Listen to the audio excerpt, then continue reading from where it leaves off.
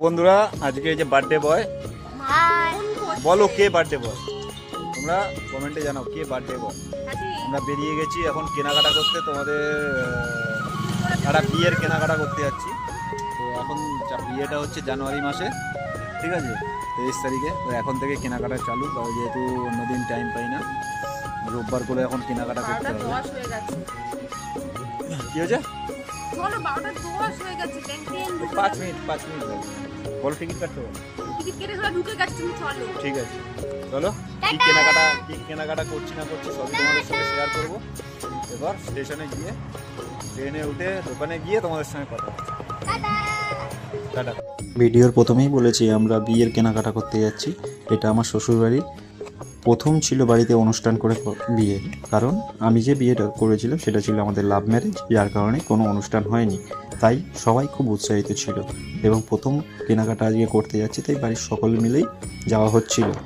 ট্রেনে উঠে পড়েছি, ট্রেনের প্রচুর ভিড় ছিল, ভিড়ের কারণে ঠিকঠাক করে দাঁড়াতে পারছিলাম না। আর যেহেতু রোববার অনেক ট্রেন ক্যান্সেল থাকে, যার কারণে অনেকক্ষণ বাদে ট্রেন, আর এই ট্রেনে প্রচুর পরিমাণে ভিড় ছিল। আমরা বোকা হয়েছি, বোকা হয়ে গেছি।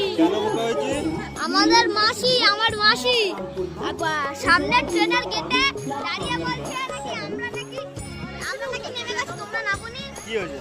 আমরা ব্যান্ডেল স্টেশনে নেমে গেছিলাম কারণ নৈহাটিতে যাব বলে, কিন্তু নৈহাটির ট্রেন ছিল ক্যান্সেল, অনেকক্ষণ বাদে ট্রেন আছে, তাই সবাই মিলে আমরা অটো স্ট্যান্ডের দিকে রওনা দিলাম।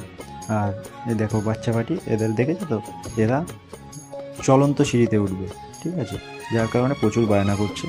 তো আমরা সেইখানে নিয়ে গেলাম। এবার চলন্ত সিঁড়িতে অনেক লোক দেখলাম উঠতে ভয় পাচ্ছে।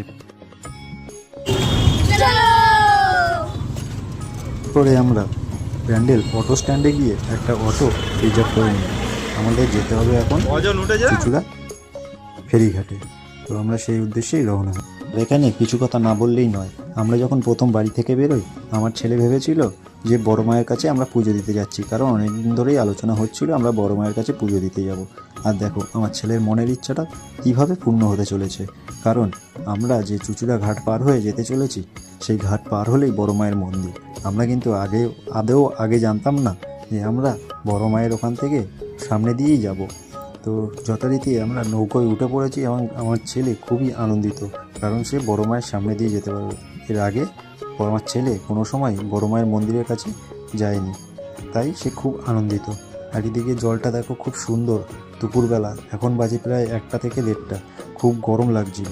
জলটা দেখে মনে হচ্ছিল জলে চান করে নিই, খুব সুন্দর লাগছিল। আর যথারীতি ঘাট পার করে